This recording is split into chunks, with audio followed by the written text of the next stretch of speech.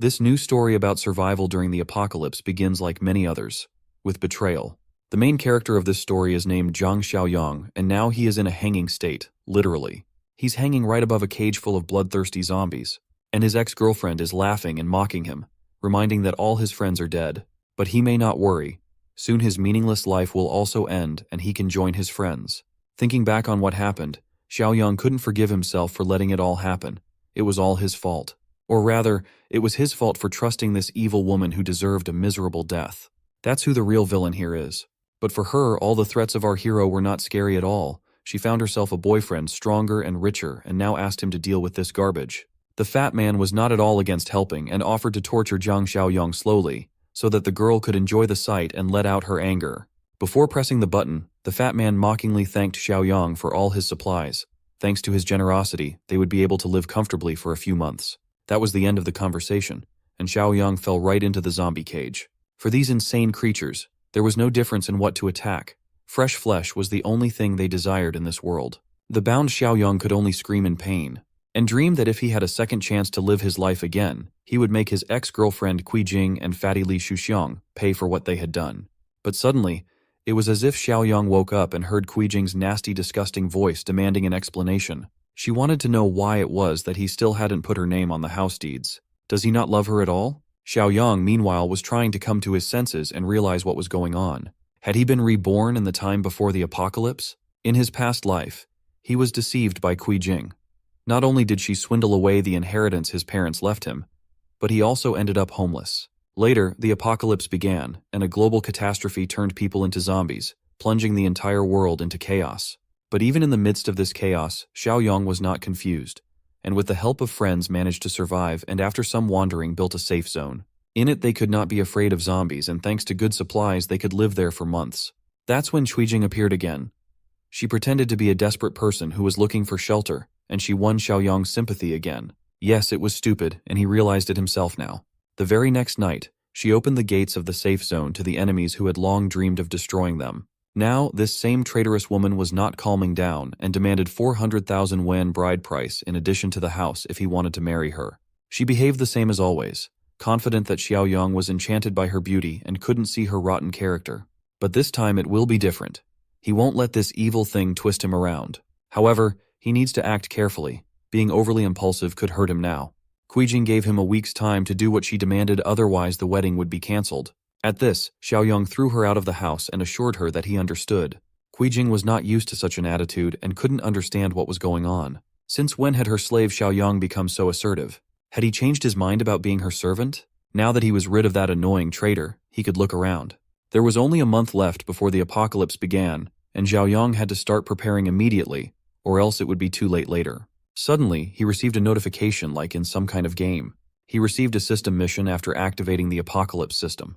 The mission had a very common name, Apocalypse Preparation. To complete it, he needed to own a piece of land and prepare a year's stock of supplies. For completing it, Xiaoyang could get 10 points, which he could exchange for rewards in the system store. Our hero was pleasantly surprised by such a bonus. The system, missions, and rewards for their completion. What else is needed for happiness? Just what could be bought in the system store Xiaoyang did not know. Mostly there were loot boxes and some potions, for example, to improve physical strength. But from all this, our hero was distracted by his stomach grumbling and demanding a proper meal. Xiaoyang had almost forgotten how in his previous life he was skimping and saving every penny to gather Qi Jing's bride price, which left him malnourished. Now he was not going to limit himself and decided to have a fancy dinner delivered. In a month's time, zombies would be everywhere, and as long as good food is available, he should take advantage of it. A few hours later, the delivery arrived. Xiaoyang would never have allowed himself such a legendary Michelin 3-star takeaway before. He decided to start by tasting what a 300 yuan braised pork tasted like. After what he ate during the apocalypse, it was divine and just too good to be true. Our hero didn't stop there and went into food devourer mode. His appetite was quite good and soon he was almost done. Just at this moment, the phone rang. Wen Shuya, Qi Jing's friend, was calling, which meant that she had already managed to complain to her. Xiaoyang answered the phone and immediately regretted it. A shout immediately came from the phone, Wen Shuya demanding to explain how dare he treat Qi Jing like that. She just wanted him to prove his love. If he can't give her his property, then how can he say he loves her? Actually, Qi Jing was just testing him a little and he failed the test. But if he brings the house deeds and 1,000,000 yuan in cash as an apology, Then Wen Shuya will try to help him convince Kui Jing that it was just a misunderstanding. If he doesn't, he can expect a breakup. After such a long speech, our hero simply ran out of patience. Who does she think she is to test him? With an attitude like that, she should just get lost. Wen Shuya still tried to object, but Xiaoyang just ended the call. He was already fed up with these money-hungry girls. He didn't care about them now. The most important thing was to find and buy a suitable piece of land. There he could build the strongest fortress, which would not only be easy to defend, but also close to a source of water and forest. The next morning, he arrived at the real estate agency. He was immediately greeted by a consultant and asked if he had come to rent or buy a house. Xiaoyang assured her that it was neither.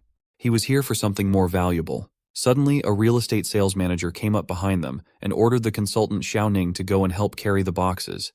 They received a big shipment of toilet paper today. She tried to explain that she had a customer, but it was no use.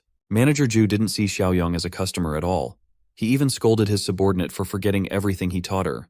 Convinced that you can't be a real estate agent without flair, he sent her to work in the backyard, and told our hero that such a broke loser in cheap clothes probably cannot even afford to buy a toilet, so he can't even be called a customer. This arrogant attitude annoyed our hero, and he was going to teach this manager a lesson.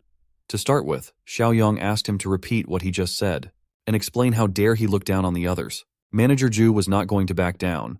Confident in his power, he proudly declared that he was a man who looks down on dogs like our hero. If Xiaoyang could buy himself at least a toilet, he would eat shit on livestream. One look at Xiaoyang was enough to realize that the manager would soon regret about his words.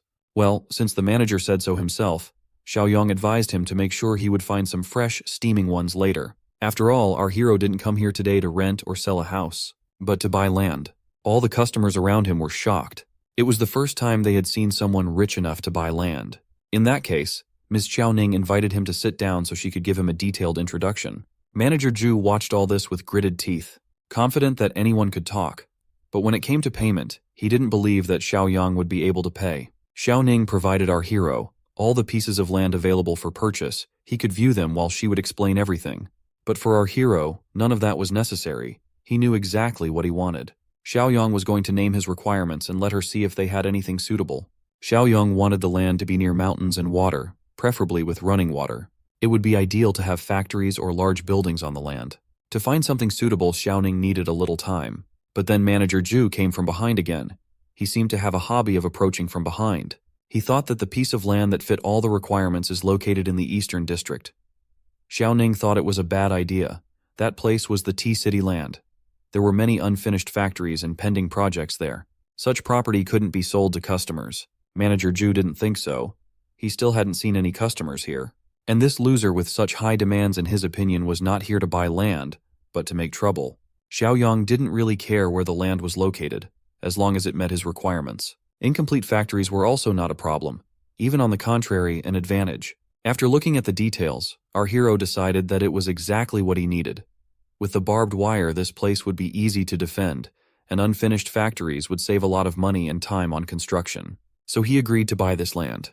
He was ready to sign the contract now and pay for the purchase. Xiao Ning was shocked. She couldn't believe that someone in his right mind was going to buy this land with unfinished factories. But still Xiaoyang stood firm and even asked her to do it quickly because someone here couldn't wait to eat fresh poop.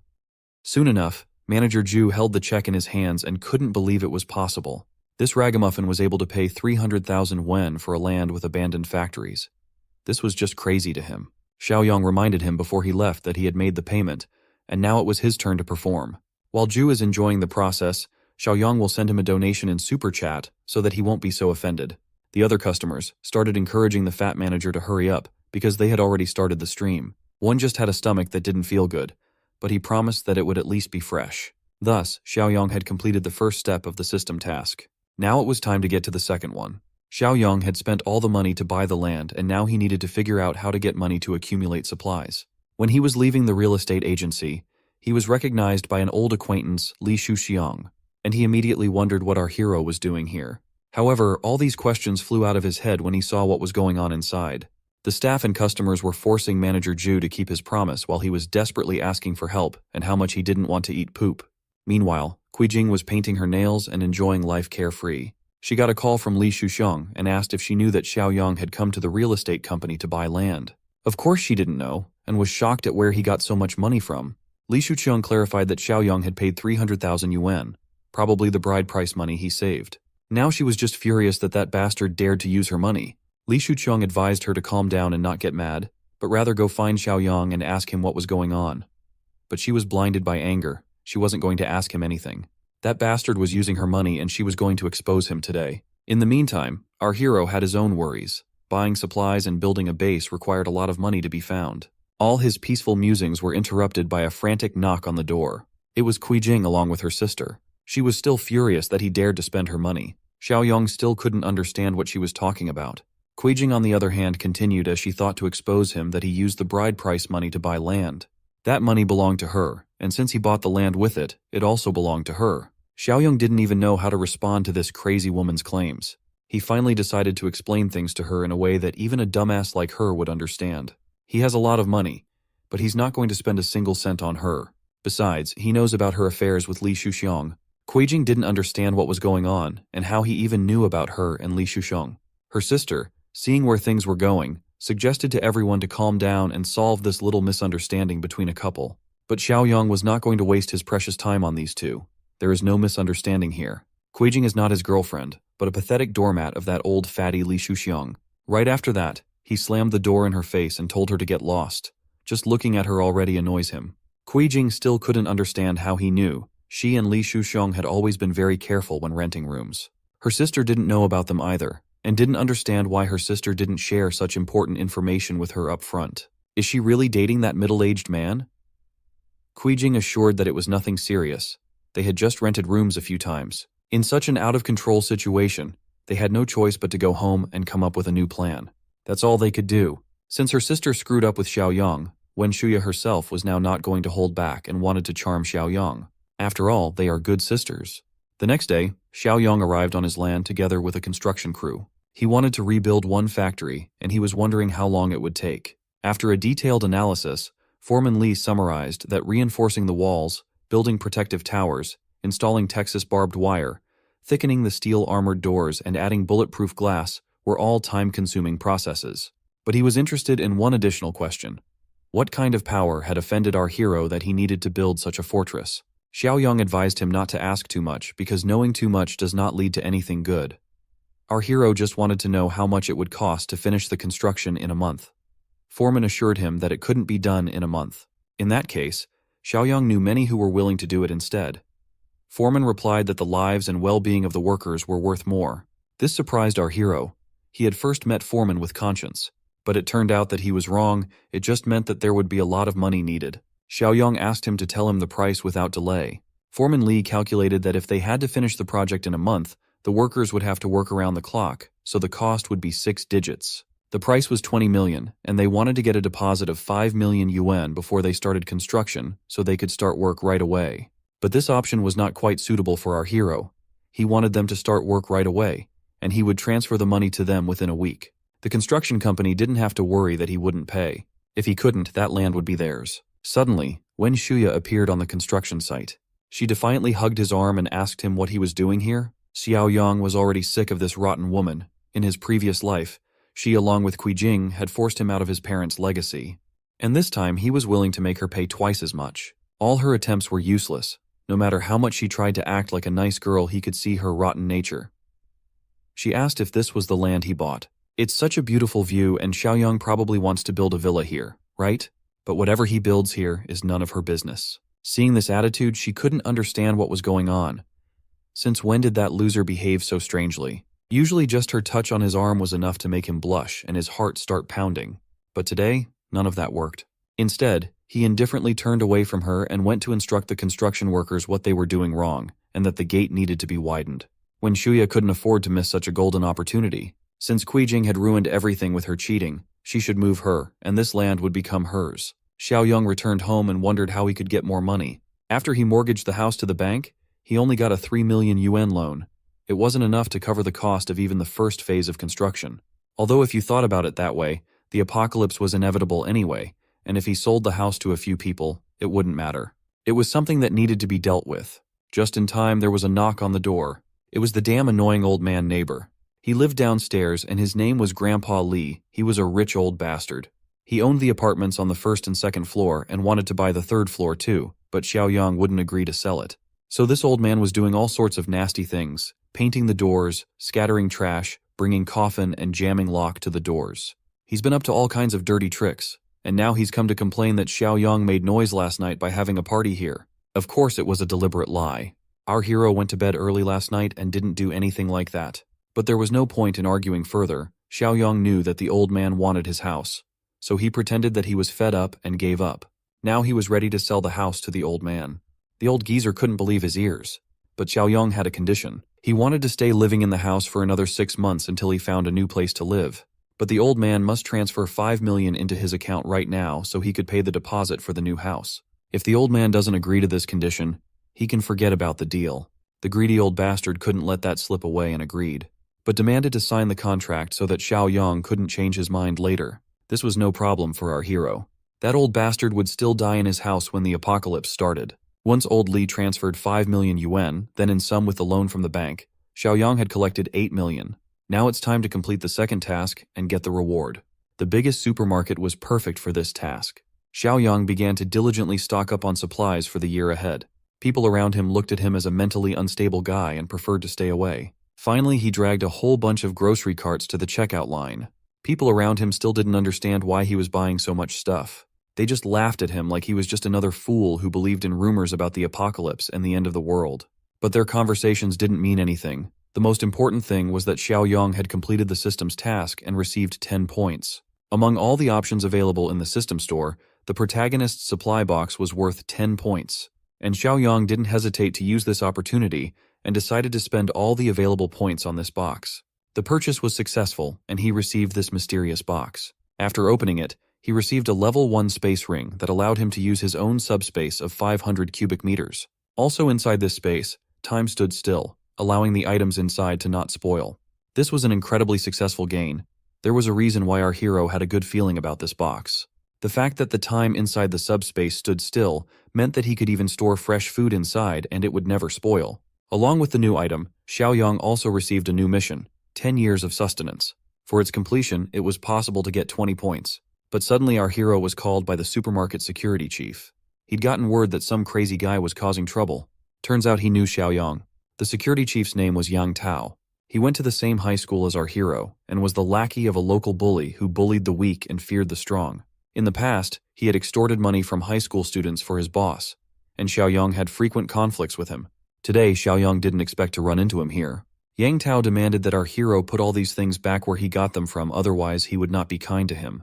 Xiaoyang replied that he still hadn't changed and was still bullying the weak. But our hero was not going to return anything. He is a customer here, and he is always right.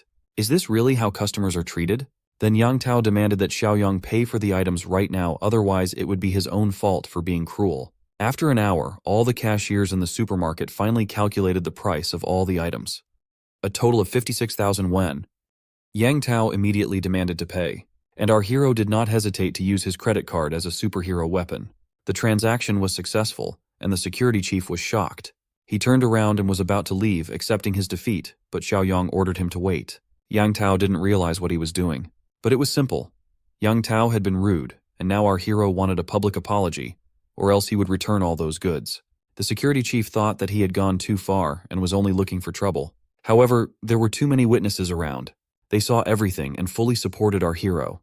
They recorded everything on video and threatened Yang Tao to make him famous all over the internet if he didn't apologize. Xiaoyang also promised that if the apology was sincere enough, he would buy the goods here 10 times more. If Yang Tao didn't believe him, then he could bring the POS machine and our hero would show him his balance. Yang Tao couldn't believe it when he saw 7 million in the account. Xiaoyang only demanded to apologize, and then he would continue buying. While the security chief struggled with his pride, this battle was short-lived and he lost. The pressure was too high and he gave up and apologized. Passing by, Xiaoyang advised him not to be so thoughtless in the future because you never know how the situation will turn out.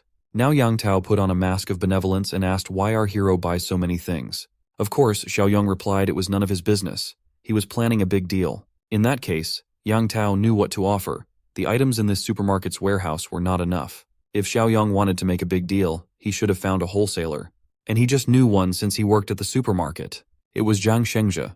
He was currently in the wholesale business. He immediately called him and happily told him that he had found a big customer for him. Xiaoyang realized that some people never change, and since these two bullies still worked together, He could only wonder how much they were ripping off the supermarket. Soon they arrived at the wholesale warehouse together. An expensive car drove up to them rather carelessly. From the way Zhang Shengjie drove arrogantly, our hero realized that he had probably never been scammed before, and it was time to fix that. It was a meeting of old friends, although the arrogant boss didn't recognize our hero right away, and Tao had to remind that they once went to middle and high school together. Even so, Shengjie had a hard time remembering who Xiaoyong was at first. But after thinking for a while, he finally remembered. It was exactly that guy with a bit of a backbone. Shengjie took one look at his former classmate. He didn't like the cheap non-designer clothes at all. He despised people who pretended to be rich when they weren't. Shengjie had already made a conclusion about our hero based on his clothes. He immediately turned to Tao to teach this idiot a lesson for bringing him such a useless big client and wasting his time. Shengjie even gave him a kick in the ass to think better next time, even though Tao tried to stand his ground, knowing that Xiaoyong was actually rich. Shengjie couldn't even allow such a thought. He had been in this business for years, and as he thought he could tell at a glance who was rich and who wasn't. Xiaoyong saw that some people never change and called Shengjie an illiterate who looks down on people. Shengjie immediately grabbed him and demanded him to repeat what he just said. Xiaoyong was absolutely not afraid of him, and repeated to his face that he looked down on people. But it turned out that it was not this that offended him at all, but the fact that our hero called him illiterate. This was not what Xiaoyong had expected. It turned out that this bastard was really shameless. Tao, seeing the impending fight, hurriedly intervened and advised our hero not to touch Shengjie's sore point. He is really illiterate, so he hates to be called like that.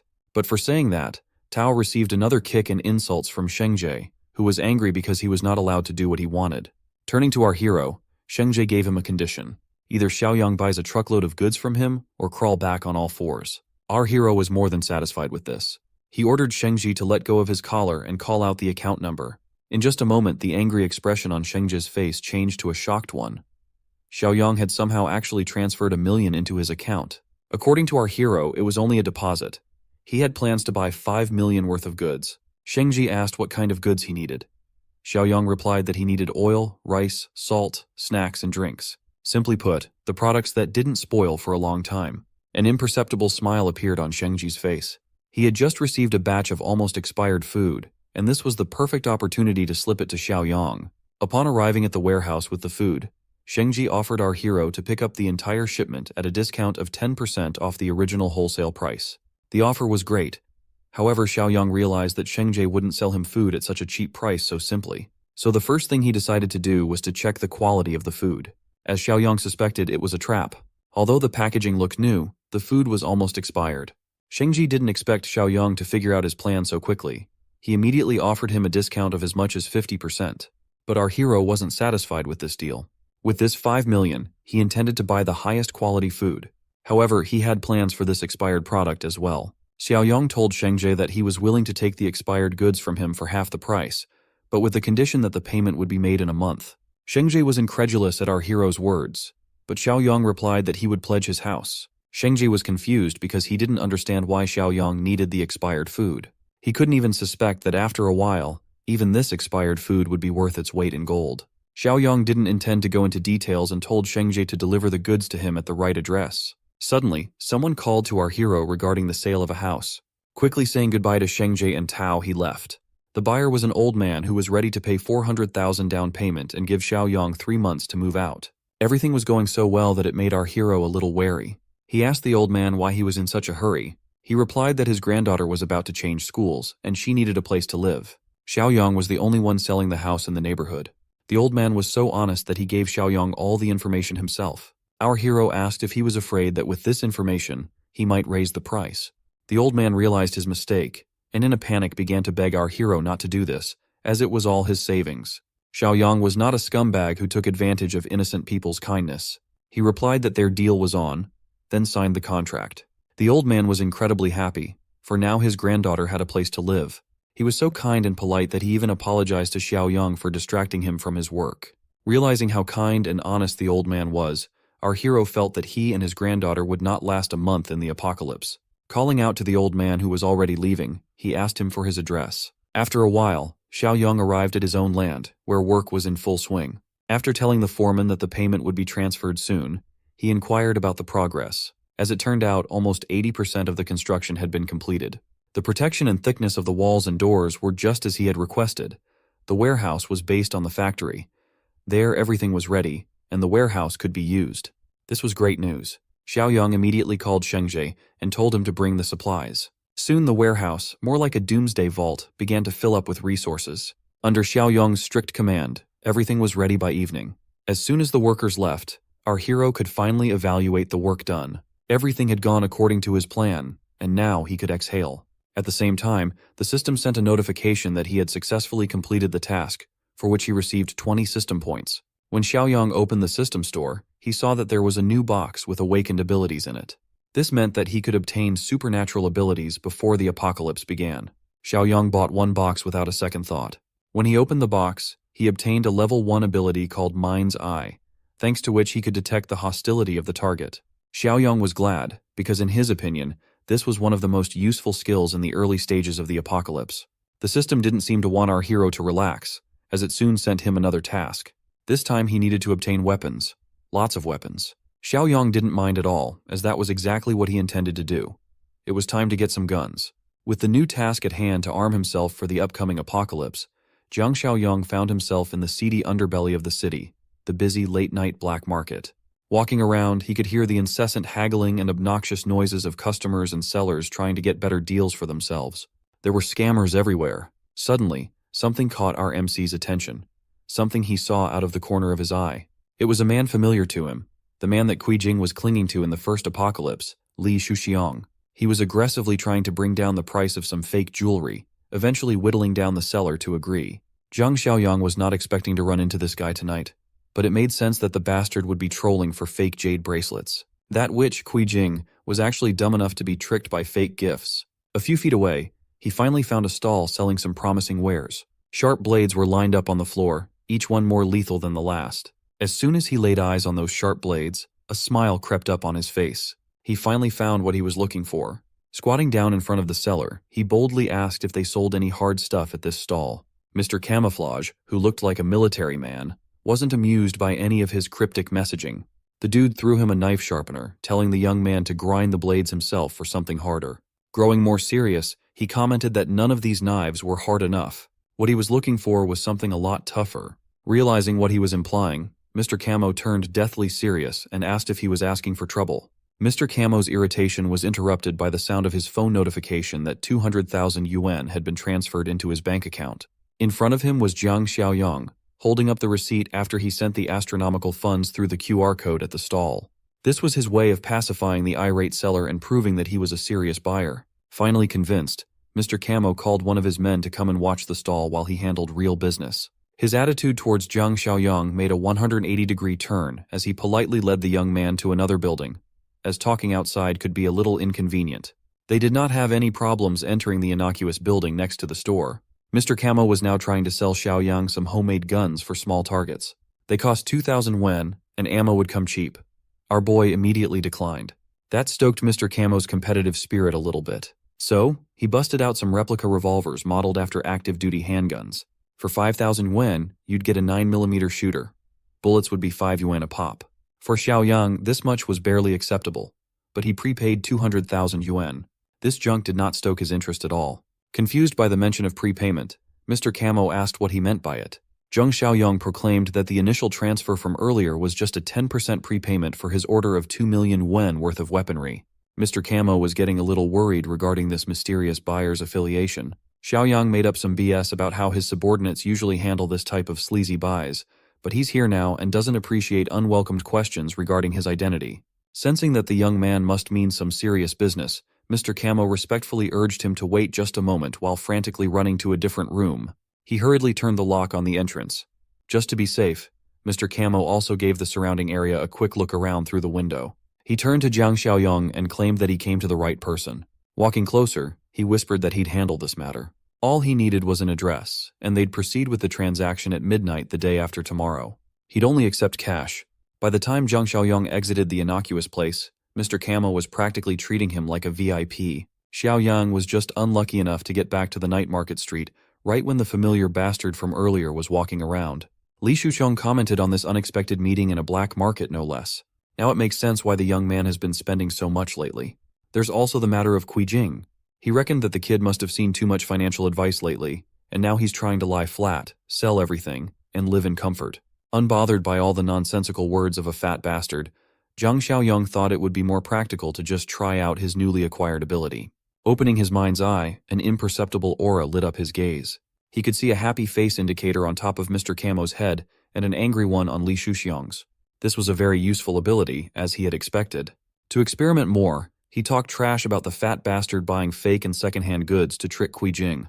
That girl was also his secondhand trash, so it made sense that she was only worth so much. Hearing that made the fat bastard's indicator even angrier as he cursed out the young man after hitting a nerve. Seeing the developing conflict, Mr. Camo stepped in and asked his new big fish client if the fuming fat bastard was bothering Xiaoyang. He labeled Li Shuxiang as an enemy. Taking the hint, Mr. Camo assured his new big bro that he and his staff would teach the fat bastard a lesson. Xiaoyang was cool with that, but he reminded them not to go too far as he had other plans for Li Shuxiang in the future. Seeing a group of well-built thugs coming after his fat ass, the wannabe gangster started freaking out, stumbling over his words and losing his arrogance.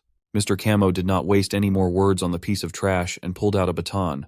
The boys made quick work of the fat bastard, leaving him beaten and bruised in the middle of the dark road. There were shoe prints all over his face and his white suit from all the kicking he endured. This event only strengthened his distaste for Zhang Xiaoyong. 2 days later, the rendezvous was set at the warehouse, and it seemed like both parties were on time for the agreement. In front of Xiaoyang was a truckload of suspicious crates. This was precisely what he wanted. The arrival of his firearm signaled the success of his battle-ready task, rewarding him with 10 system points, bringing his total up to 20. Inside the crates were heavy firearms, rifles, pistols, and every extra piece of equipment he might need. For some reason, the system also added a bonus reward, a +2 physical enhancement potion. Holding the syringe in his hand, he was pretty pleased with the unexpected drop of this bonus.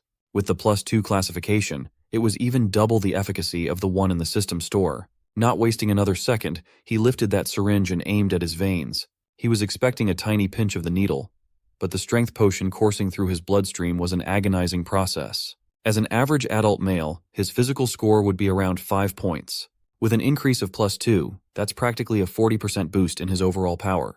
Since that's the case, he resolved to open the system store, his gaze locking in on the other physical enhancement potion listed there. Realizing the value of increased strength while holding another massive syringe, he might as well maximize the advantage it would give. After injecting another strength cheat code, his physical score had finally reached 8. He was practically 60% stronger than an average man, and he was eager to test this out. Seeing some loose iron bars strewn around the warehouse, the idea of testing struck Zhang Xiaoyong. He took one of the iron bars, one of those thick ones used for reinforcing buildings. Xiaoyang threw it up in the air and proceeded to kick it as fast and hard as he could. His attack bent the thick rod quite noticeably. The momentum carried on with the stick flying right into the nearby wall. Xiaoyang's kick was powerful enough to make a decent dent in a wall through the iron bar. With his current strength, his bare hands are practically weapons now. He would be comfortable going up against an early apocalypse right about now. As for the weapons he just procured, keeping them out in the open would be a stupid move, so it would be better to store them in the spatial ring for safety. Xiaoyang just pointed his magical ring at the contents of the truck, and they were promptly absorbed. If everything proceeds as he remembers, the day after tomorrow will mark the first day of the apocalypse. He doesn't have much time to do everything else that needs to be done. For some reason, he couldn't brush off the image of that old man pleading to buy his house, using a modest amount of hard-earned cash for his granddaughter. Zhang Xiaoyong had been through countless life-and-death scenarios and treachery in the first apocalypse, but ignoring the plight of the unfortunate had never been his style. Maybe he'll send some essential supplies to the old man. That's the least he could do to help him and his granddaughter's chances of survival. It's a repayment of sorts for supplying Xiaoyang's apocalypse funds. The very next day, Zhang Xiaoyong drove to a rundown apartment building in a shady part of a different city. Without GPS, finding this place would have been impossible, given how hidden and decrepit it was. Seeing as the old man had been renting in such a cheap and old place without an elevator, it was evident that he wasn't well off. Their unit was even on the top floor. Reaching the door, Xiaoyang casually knocked. He suddenly realized that he should take out the supplies from his storage ring, or he would have a hard time explaining where they came from. Activating its effects, boxes upon boxes of essential supplies stacked on top of one another filled the hallway. At that moment, the old man reached the door. He opened it and immediately assumed it was the landlord, promising to pay rent next week. When he got a good look at the young man, he realized it was Mr. Jiang. With him were the boxes crowding the hallway, stretching through the staircase, which confused the old man even more. Xiaoyang promised to explain the deal later. They needed to get these boxes inside before the neighbors saw them. After a few minutes of lifting, which was done mostly by Xiaoyang, They managed to get everything inside. The old man was impressed that the young man didn't even look tired. Meanwhile, Xiaoyang was just surveying the room and analyzing if it would be a suitable emergency shelter, and it was.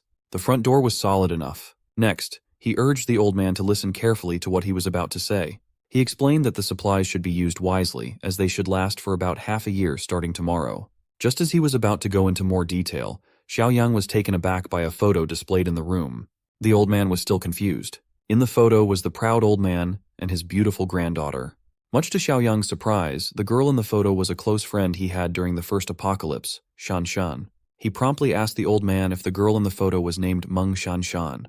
This confused the old man even further, as he had never mentioned her name to the young man before. Xiaoyang's expression darkened, and he hurriedly asked the old man where the girl was. She was still at school while they were arranging the transfer paperwork. The young man could still remember when Shan Shan expressed her regrets about dooming her grandpa in the early days of the first apocalypse.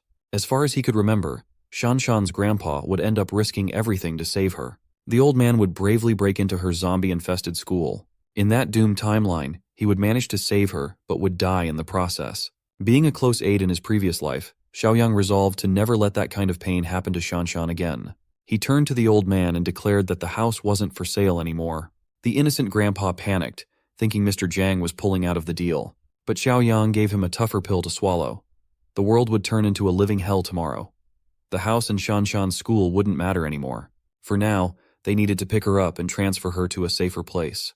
This sudden declaration only confused the old man even more. Xiaoyang was in such a rush that he failed to factor in the incredulity of the apocalypse. It was hard to explain what was about to happen to an old man. So, he used a more understandable term for an old head, urging the old man to imagine how tragic and terrifying living through a famine was. Sure, it sounded scary, but famines couldn't happen in times of peace, right?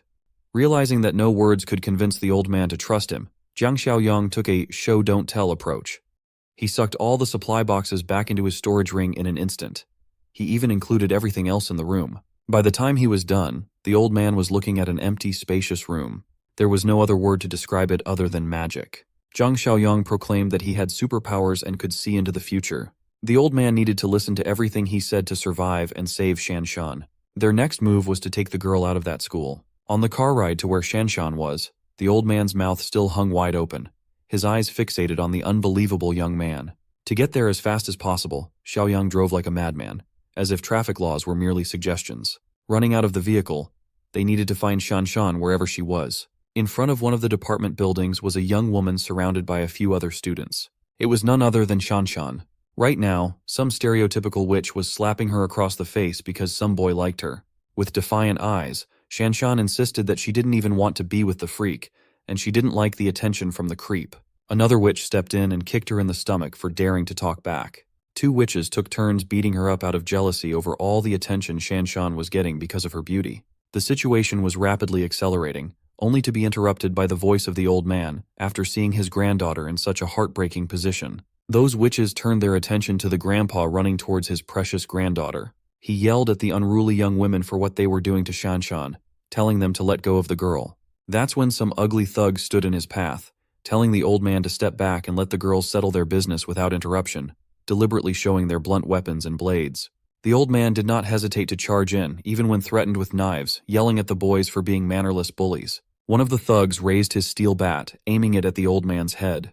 It would have been quite a severe ordeal had the bat hit, but Xiaoyang decided to step in on time, stopping the bully's attack. He looked at the young waste of space. It seemed like young guns were still learning to be thugs. The other two shifted their attention to Xiaoyang. They thought he was Shan Shan's older brother or something. An easy target, nevertheless. The bully's hands holding the steel bat didn't budge no matter how he struggled, and then Xiaoyang made him eat a solid kick to the solar plexus. The poor thug flew into the air, looking like he had been launched by a cannon. Looking at the fate of the first thug, the other two hesitated for a moment. By the looks of it, Xiaoyang seemed trained in combat. Maybe if they went at him as a double team, they could sneak a hit in. But judging by the cold and calculating glare of Xiaoyang, that didn't seem to be the case. Two thugs, one at the front holding a knife and the other at the back holding a bat.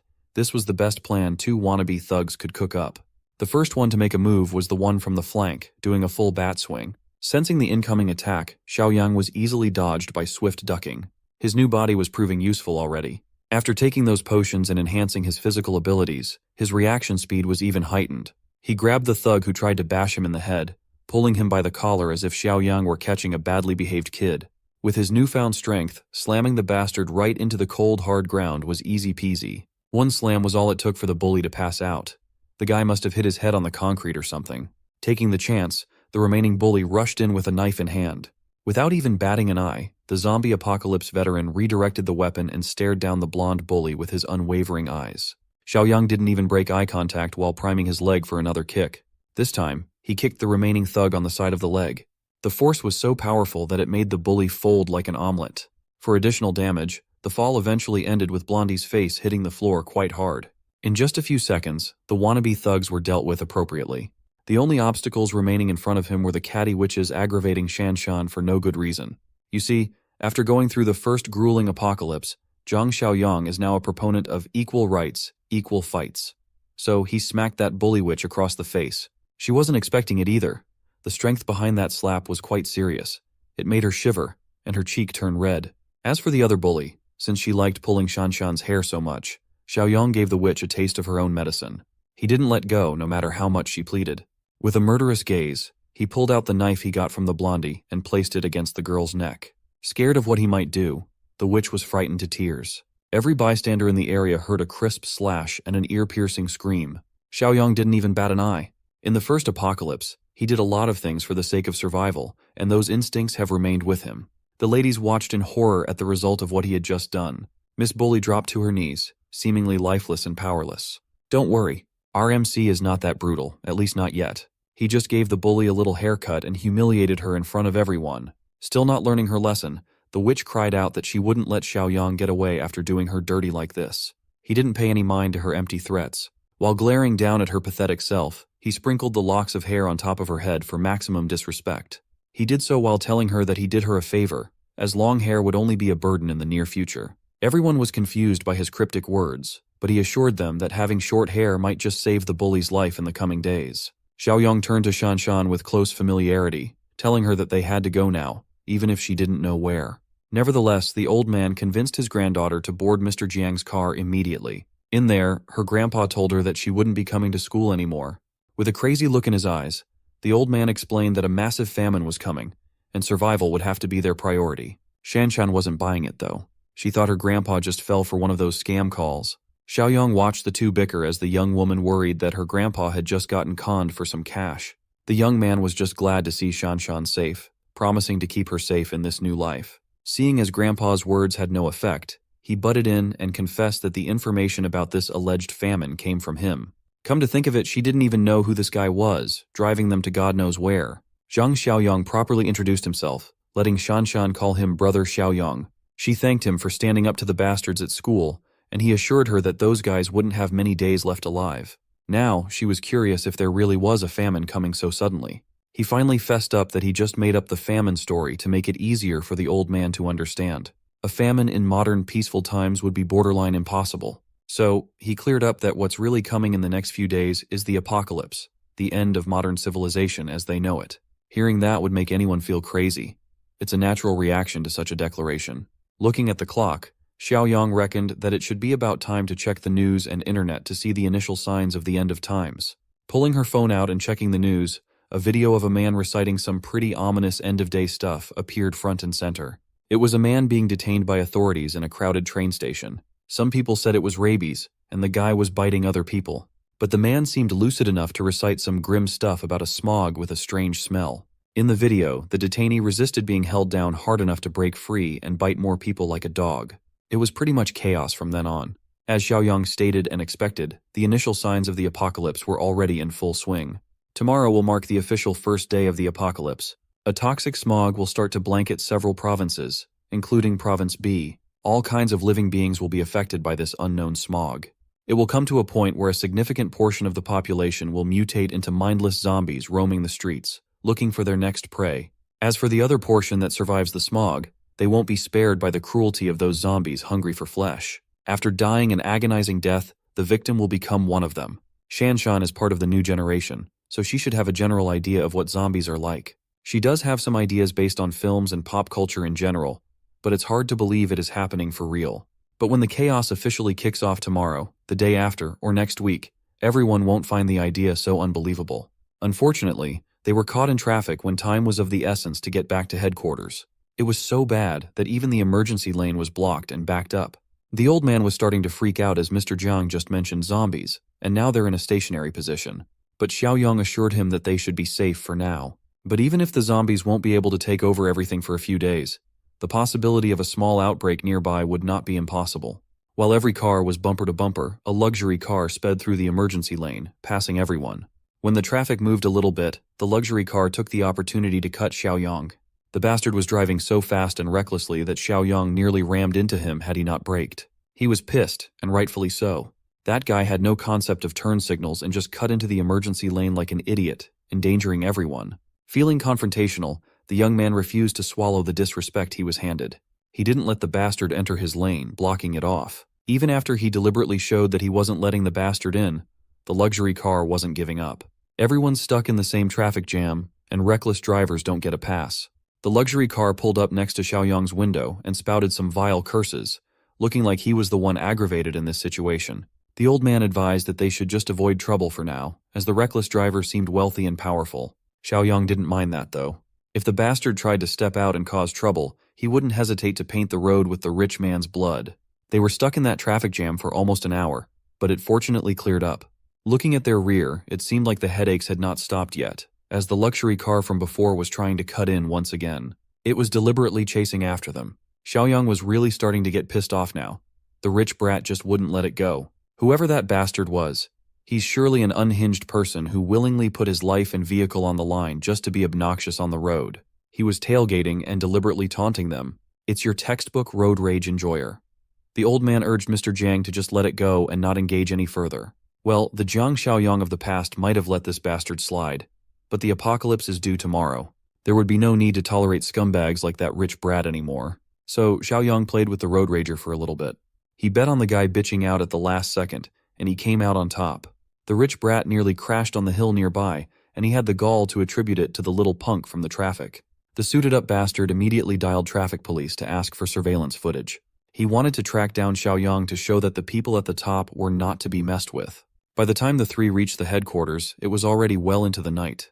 As soon as they stepped out of the car, the old man looked at the compound with his mouth wide open in surprise at its scale. Shanshan commented that the whole place seemed a little too much. Xiaoyang told the two to get some rest starting tomorrow, and everything they believed would be turned upside down as the world entered hardcore mode. That's what he said. But he looked pretty chill and comfortable in front of his viewing deck with a coffee in hand first thing in the morning. Shanshan had just woken up and found Xiaoyang nearby. It had been so long since she had a great sleep, and not having morning classes was a liberating feeling. Since she was already up, this would be an excellent time to take her on a tour around the fortress. They fetched Grandpa, and Xiaoyang gave them a tour around the facilities, where all walls were made of some serious reinforced concrete. Each gate wouldn't cave without the use of heavy weaponry, as they were remote-controlled and made of 3-centimeter-thick solid steel. Whether it was people or zombies, keeping anything out would be a cinch. He also reminded them that no one other than the three of them would be allowed inside the fortress without Xiaoyang's permission. Shanshan interpreted that as leaving other survivors who managed to reach this place to die outside with the undead. Xiaoyang did not answer outrightly. He just invited them to come to the next spot. He carefully explained that with the apocalypse underway, human nature would become even more unpredictable than it already was. The evil inside people's hearts would be magnified without laws. Having a big heart and compassion would only get them killed down the line. So he led the two to view a spot that he had constructed. It looked like a fenced apartment complex with multiple shipping containers strewn around. He instructed that in the event he wasn't around and survivors came seeking help, they could be housed in this buffer zone as temporary shelter. Without his explicit permission, the ban on other people from the main fortress still stood. The old man concurred. The next stop on the tour would be the food storage. He would also point out which areas of their supply place could be rationed out to other people. Entering the warehouse filled with stacks upon stacks of essential supplies, it seemed like an absurd sight. Xiaoyang turned around, looking at them with intent. He proceeded to activate the mind's eye to check their hostility status after showing them the goods. Fortunately, he saw happy faces on top of their heads. It should be safe to assume that this was a sign of trust. So, he continued with the next showcase from his storage ring, while explaining that weapons were the most important thing in this apocalypse. He handed Shanshan a crossbow and the old man a shotgun. He reminded them to ensure that these weapons remain under their control, never falling into someone else's hands. It was only common sense to do so. Weapon security was a must unless they wanted chaos. While in the middle of the tour, Xiaoyong received a notification regarding a new system task. After reuniting with Meng Shanshan, he was given another mission to reunite with another former comrade named Zhang Qi. This notification came as quite a shock to Xiaoyong. Looking at the city from the viewing deck, he saw an arrow indicating Zhang Qi's location. He was already planning to find his old friends, so this was a nice bonus. Before bolting off to take on the mission, he told the grandpa-granddaughter duo to remember the rules and never think of violating them. When asked where he was going, he entered his car and answered that he would be out to recruit and build up the team. The giant arrow indicating Zhang Qi's location seemed to be pointing at a KTV bar. Inside one of the rooms, a group of friends were having fun drinking and singing karaoke. The silver-haired Zhang Qi drunkenly stumbled out of the room with one of his boys to go to the restroom. After emptying their bladders, the two drunkenly stumbled out into the hallway. Being so inebriated, Zhang Qi accidentally bumped into a girl. It was a light bump, but the girl looked supremely irritated. Not thinking much of it, Zhang Qi immediately apologized. But the girl's escort did not take the whole thing well. Calling Zhang Qi a punk, he kicked the young man indiscriminately. Zhang Qi stumbled into a nearby wall, falling on his ass, and it looked pretty painful. His buddy ran to his side to check if he was okay. He certainly didn't look like it. Glass's buddy had some balls to stand up for his friend, yelling at the violent thug for behaving so aggressively. Not used to people talking back to him, especially in front of his girl, the thug was infuriated. He lifted Glass's buddy by the collar, and the bastard was quite strong. Seeing the situation escalating, Zhang Qi tried his best to get back up and admit that he was at fault, pleading for the thug not to hit his buddy. Fortunately, a KTV staff member was walking around nearby. He was lamenting getting over stomach flu and immediately catching a cold, but the commotion caught his attention. It seemed like fights were quite commonplace in this bar, as drunk people just couldn't keep their hands to themselves. The staffer decided to step in to try and break up the fight, asking both parties to calm down. When the thug turned around, he looked offended to be stopped. He took it as disrespect, as even the KTV's owner would not dare touch his clothes. The heroic staffer was now the target of the thug's anger, so he silently gestured for Zhang Qi and his buddy to hurry up and leave. Bastard thug demanded that the bar boss come out right away, or he would shut the place down. Mr. Staffer tried to de-escalate, but it seemed ineffective as the college boys ran away. Back in karaoke room 3090, the two barged in as if they were being chased by a wild animal. Their other friends were naturally curious as to what was happening and why they were in such a frantic rush. Well, they basically bumped into a drunk thug who threatened to beat them up really badly. They were lucky that one of the staff was quick-witted and kind enough to defuse the commotion. One of their friends stood up, telling them they should have put up a fight as their mechanical engineering class should never back down. He wanted to call other guys from their department to retaliate. Zhang Qi stopped the hothead from doing so, as acting tough and looking for trouble when they had less than a year until graduation would be a stupid move. They should just keep singing, dancing, and celebrating. They did just that. But the trouble continued looking for them in the form of the drunk thug with his whole group. It looked like they beat on the server to find room 3090. The boys were naturally surprised that a group of unknown tough guys had just charged inside. Drunk thug threw the server like a rag doll and pointed at Zhang Qi and his friends, telling his boys to grab everyone. The college boys did not dare resist for fear of escalating the violence even more, so they surrendered. Seeing the fate of the beaten server made them shiver. The tough guy of mechanical engineering taunted the thugs, daring them to let him make one phone call. Grabbing a whiskey bottle, drunk thug stopped the tough guy from talking. He did so by smashing the full bottle in his hand against the tough guy's head. Tough guy Chen Chong's blood and the whiskey mixed as it flowed down to the floor, much to Zhang Qi's worry. Outside the KTV bar, a familiar car just pulled up to the entrance. Zhang Xiaoyong came out of his car with a smile, excited at the thought of seeing one of his old buddies from the first apocalypse. He was amused by how in character, a KTV was for a college student version of Zhang Qi. He entered the premises, guided by the top-notch staff. Even when they faced the horrible end of the world for the first time around, Zhang Qi had always been the type of guy who still had the heart to sing. Chen Chong tried to act tougher than he really was, and all it got him was a painful head wound from a shattered liquor bottle. The thug turned to his lady, feeling full of himself. But she was not amused at all, as Chen Chong was not the one who bumped into her earlier. That was no problem at all since they could just smash Zhang Qi's head open all the same. However, it seemed that Chen Chong was quite resilient. Grabbing a metal ashtray, he fought through the pain to retaliate but was apprehended by the other thugs immediately. His guts both impressed and irritated the head thug. Using the fresh bottle in his hand, he delivered another brutal blow to the tough guy's head. Zhang Qi and his classmates could only watch as one of their friends got trashed not once, but twice. Being the good buddy that he was, he ignored the armed thugs around and charged at the head thug tormenting them. While he and Glasses were bravely standing up for their friend, The remaining cowardly dude trembled in fear. Unfortunately, a 2 versus multiple gangsters situation was a recipe for disaster. But while they were getting beaten up, the injured KTV attendant started groggily standing. Despite the disadvantages in numbers, Zhang Qi actually held on quite well, giving the thugs a lot of trouble. While they were distracted trying to beat one another, the KTV attendant had already started abnormally mutating, losing his sanity. The rabid zombie immediately ran up to where the largest clump of living flesh was, exhibiting extraordinary speed. One unfortunate thug just happened to be the nearest, so the infected attendant took a bite out of his back like it was a medium-rare steak. Still unaware of what was happening, the thug was just annoyed at the dog-like behavior of their first victim. Meanwhile, Zhang Qi's cowardly classmate was losing his mind out of terror instead of backing his friends up. Another thug tried to pull the attendant off his buddy's shoulder, but the bite was way too persistent, and the mutation had enhanced his physical strength. Suddenly, the infected turned around in one swift motion, letting go of one thug's shoulder and transferring the bite over to another thug's arm. The bite was painful, but the more troublesome part was the enhanced physical strength, making it borderline impossible to shake the infected off. At this rate, everyone in the room would probably fall victim to the mutated attendant if a certain someone did not intervene. Zhang Xiaoyang stole the spotlight by grabbing the rabid attendant by the back of its neck and lifting the beast up in the air with a single arm. To neutralize the threat, he turned to the nearest glass wall and smashed the zombie right into it, shattering the glass. Xiaoyang turned to the warring thugs and students, telling everyone to stop what they were doing. His display of swift viciousness was quite effective in demanding their attention. The thugs reckoned that this stranger must be strong as hell since they could not even move the rabid attendant with 2 people teaming up. Head Bastard was quite ineffective at reading the room, redirecting his anger towards the man who had just smashed a rabid zombie with one hand. Ignoring the gangsters, Xiaoyang turned to Zhang Qi to ask if the young man was bitten. Stuttering in confusion, he replied that he was not bitten. None of them had a clue as to what was going on. Without further explanation, Xiaoyang just ordered his old friend from a previous life to come with him. For some reason, Zhang Qi felt compelled to follow, but was stopped by the head thug, who still thought that he was the top dog in this situation.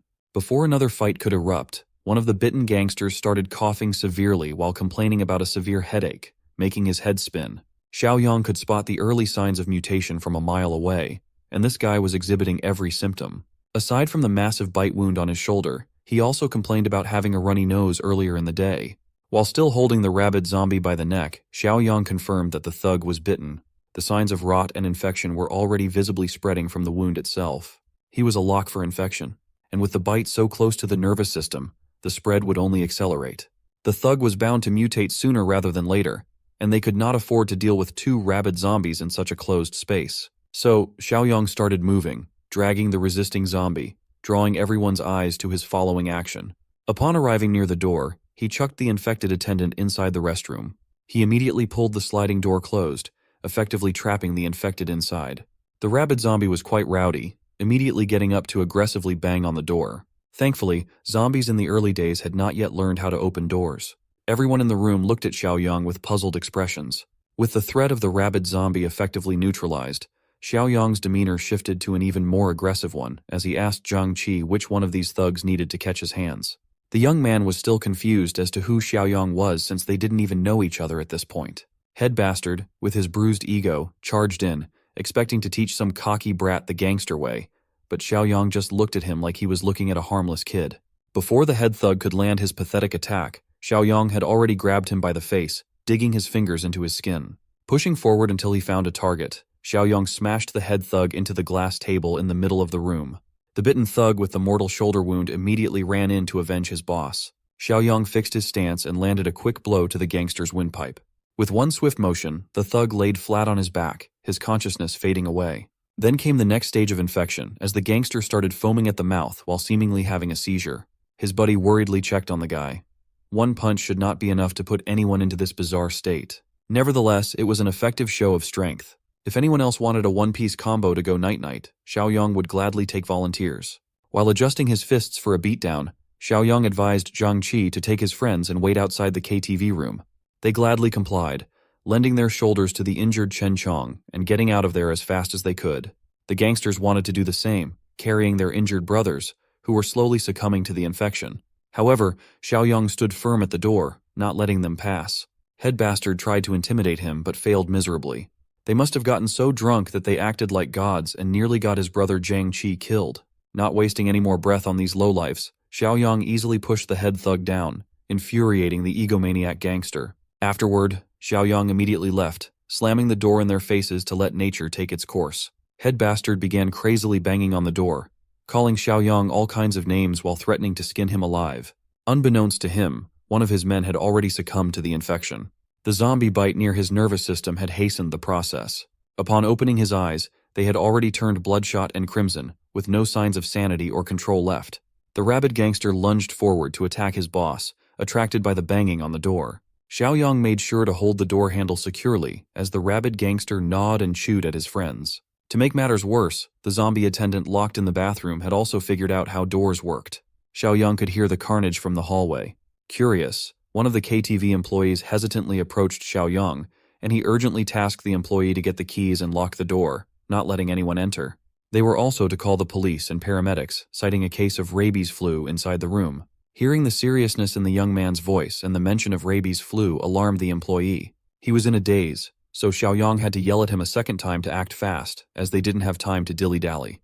The KTV room was securely locked from the outside, with the unintelligible grumbles of the rabid gangsters audible from the hallway. As for Zhangqi and friends, Xiaoyang invited them to follow him for now, leaving the KTV employees to deal with the aftermath of what had just transpired. The employee who locked the door couldn't help but be creeped out by the inhuman noises coming from inside. One of his colleagues curiously approached, asking what the chaos was about. The mention of rabies flu would alarm anyone who heard it, and so, they decided to run to the security room and check out the live security footage. As soon as they arrived at the security room, the live feed showed the stuff nightmares are made of.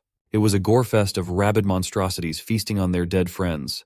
The insanity in their eyes was terrifying as they gnawed on flesh and blood. Even the girl was not spared, her face bitten and eaten. This footage certainly lit a fire under the security team to call the cops. Meanwhile, Xiaoyang warned the college friends that the area was not safe anymore and that they must leave as soon as possible. Not sure what to do, they willingly entered Xiaoyang's car, and they went on their way to the off-grid base camp. Zhangqi thanked Xiaoyang for helping them against those thugs. But they still hadn't been properly introduced, so he was a little apprehensive. Zhang Xiaoyang formally introduced himself and lied about the fact that he had been hired by an anonymous employer to protect Zhangqi. The coward of the group curiously asked if the rabies flu was confirmed, as he had seen people debunk the hoax on the internet not too long ago. Xiaoyang simply cited what they had seen back in the KTV room. There was no other logical explanation for it. Glasses fearfully asked if there was any medicine or vaccine against this rabies flu they were talking about. Xiaoyang stared at the boys from the rearview mirror while driving and gave it to them straight. The disaster wouldn't end, and it would only get worse. In other words, they were already in the midst of the apocalypse. Speaking of the apocalypse, they just happened to pass by more blatant evidence of what was happening. At the side of the road, an infected man was chasing after a pedestrian, fearing for his life. The current situation in the city could still be considered just a small outbreak in isolated areas, as the majority of infected people were still in the incubation phase.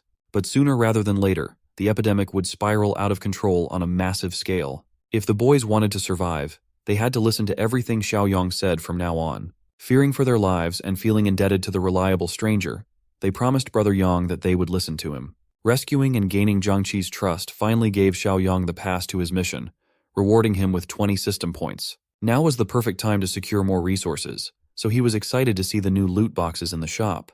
There was an Apocalypse Farmer box, Armed Deterrence box, and food supply boxes to splurge his points on. He had already seen the Apocalypse Farmer box, so it seemed like he would need to either refresh or buy it to open spots for new stuff. Nevertheless, every one of these boxes seemed useful and was not too expensive. Xiaoyang planned to redeem all of them once he got back to the fortress. Sneakily stealing glances at the college boys, one more tricky problem came to his mind. In their past life, Zhangqi was betrayed by one of his doormates, leading to the deaths of multiple people at the brutal hands of zombies. Zhangqi was the only one who barely survived, but the betrayal changed him fundamentally. As for the traitor who got everyone killed, it should be one of these bozos sitting in Xiaoyang's back seat. On the other side of town, Kui Jing was on a phone call with the man she lovingly referred to as Honey. The witch had been feeling anxious as she was promised some supplies. Things were starting to get crazy in her area, and she was too scared to go to the store herself. The sucker kept on promising that he would bring stuff over as soon as he was able. Suddenly, a knock on her door nearly gave Kui Jing a heart attack. She hung up the phone and slowly approached the entrance with bated breath. Carefully peering through the peephole, she finally saw who was on the other side. She sighed in relief as she let her witch friend Xiaoya in. Xiaoya also felt uneasy when she heard that the old grandpa named Liu from the building's first floor had been taken away earlier today. Taken away by a police car and an ambulance, trying to keep the matter on the low. It made sense as Kui Jing could hear all the chaos from downstairs earlier that morning. The girls were starting to believe that the rabies flu news was not just some scare tactic. As for Li Shuxiang's promised supply delivery, it still had not arrived. Xiaoya had already warned Kui Jing that the greasy Shuxiang couldn't be trusted, but they could at least use Shuxiang to ransack Zhang Xiaoyang's large stockpile of supplies, enough to make a fortune in the middle of the epidemic.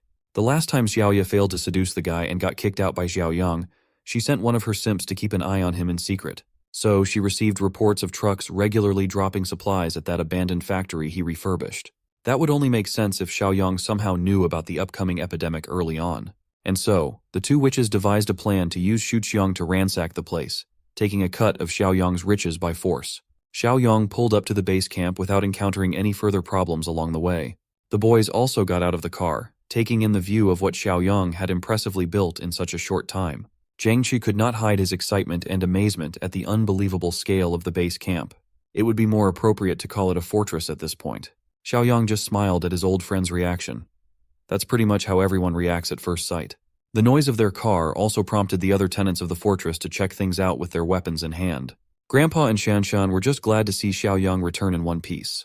The young man assured them that he was fine, and called the boys over to introduce them as the new members of the fortress. Well, he only knew Zhang Qi, so he just referred to the other boys as Zhang Qi's classmates. Grandpa Shengbo and Shanshan cheerfully introduced themselves too, welcoming the newcomers to the safety of the fortress. Then, Xiaoyang tasked Grandpa Shengbo with taking a few guys to show them around the area and explain their rules and regulations in detail. Glasses couldn't help but feel like they had just entered some military base camp. Before touring the place, the coward meekly demanded everyone's attention first. He asked if they could be issued some weapons too, so they could contribute to defending the massive place. Xiaoyang shot him a glare of suspicion. They had not been here for a whole hour, and the guy was already requesting to be armed. Wasn't that sussy? Glasses whispered to Yiming, the coward, to stop being so eager to get weapons as they were the newcomers here. Demanding something like that requires a degree of trust first. To shut Yiming's demands, Xiaoyang promised that everyone would get weapons in a few more days. Also, Chen Chong's head injuries were severe, so he should be checked in the medical room first for treatment. After a few hours, the boys finally managed to shower off the booze and the tension from the life-or-death scenario. Yiming turned to Glasses and annoyingly asked why he had stopped his demands for weapons earlier. He reckoned that if Glasses had not intervened, maybe they would have guns in their hands right about now. The audacity of this coward to stand up and make a speech about how it would be best to be protected given the current situation was laughable. Without firearms, he even compared being in this fortress to being under house arrest. Thankfully, Glasses had some common sense and gratitude for being saved from the jaws of the infected. Yiming continued trying to sow a sense of distrust among his classmates, putting Xiaoyang's background into question as the guy only claimed that he was hired by an anonymous client for protection. Yiming rightfully poked holes in the story, as it did not seem to make any sense. He gritted his teeth and brought up Chen Chong's treatment too. Xiaoyang promised to monitor their buddy's injury, but the medical room had more security features than a prison cell. Yiming spouted the poisonous idea that Xiaoyang might be conspiring to harvest their friend's organs in that sterile room without them knowing. So, he was determined to recruit more dumbasses to his cause and strike first against their savior. Glasses heavily opposed the idea, not wanting to betray Xiaoyang after he had taken them to safety. Yiming asserted that he would rather betray the world than let the world betray him. So, he wanted to take over the fortress and seize control of the entire area.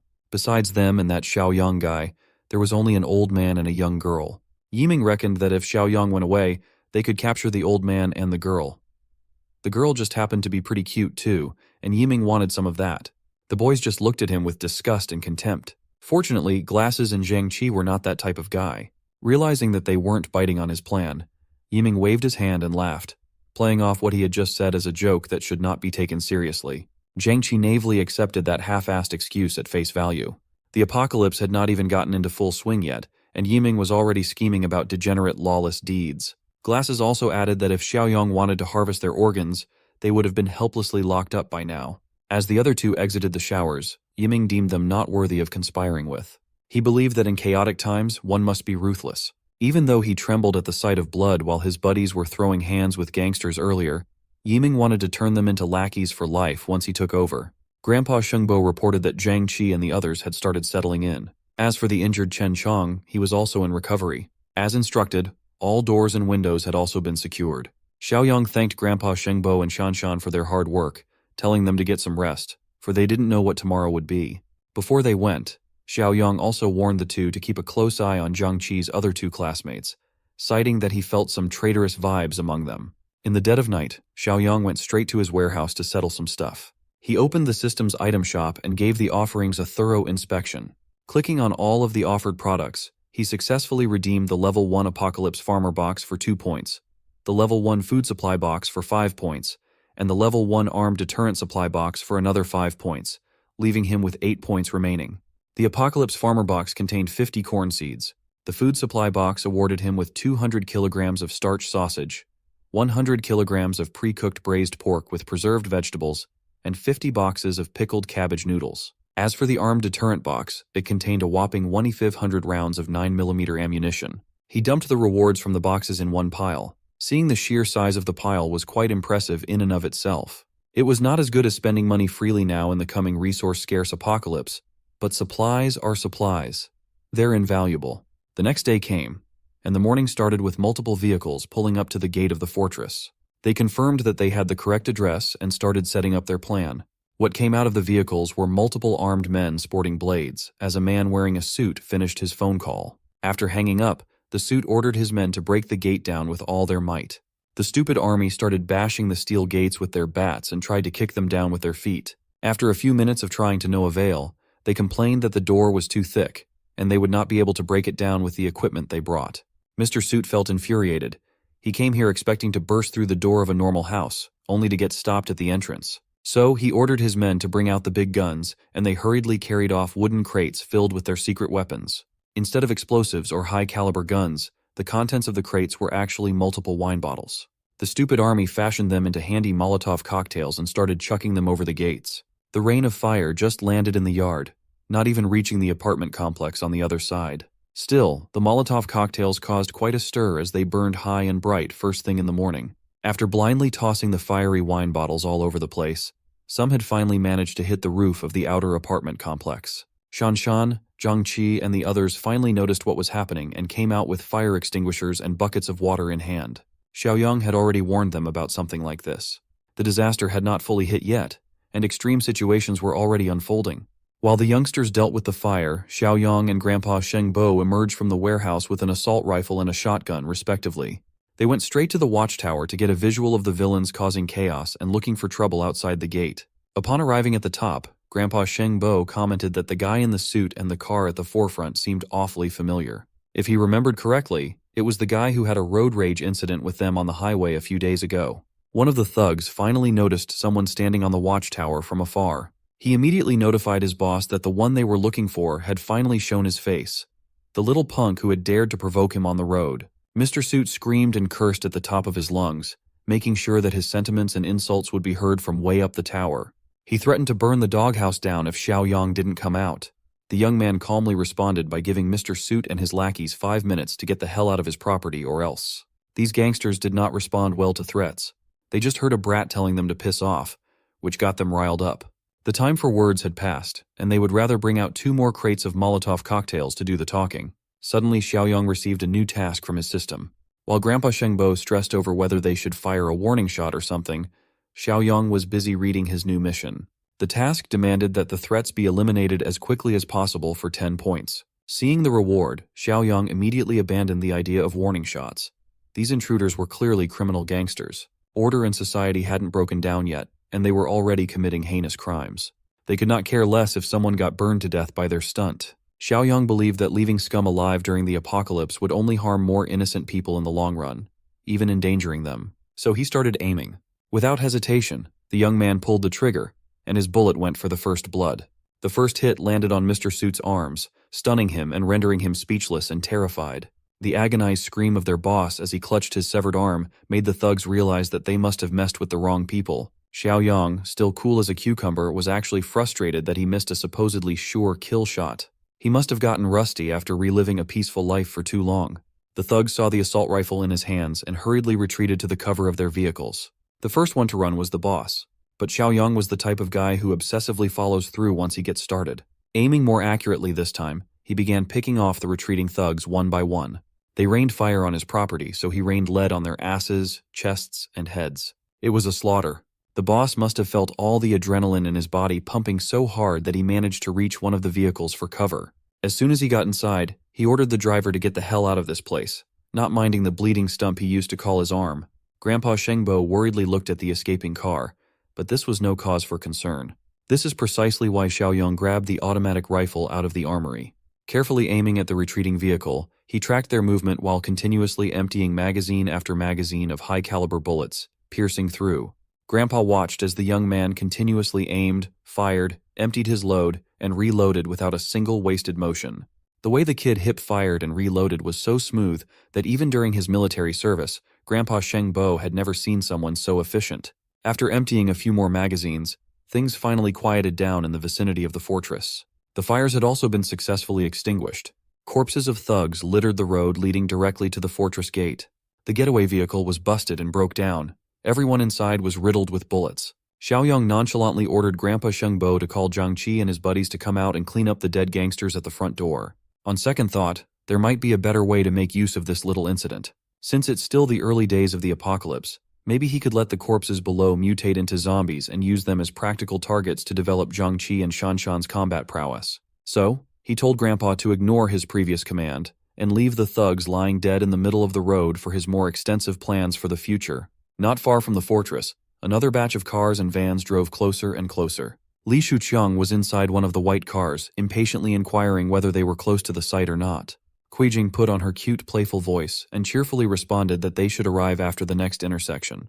Xiaoya was sitting with her in the back seat. She actually felt irritated by the cutesy act that Kuijing always performed when this deadbeat Shuqiang was around.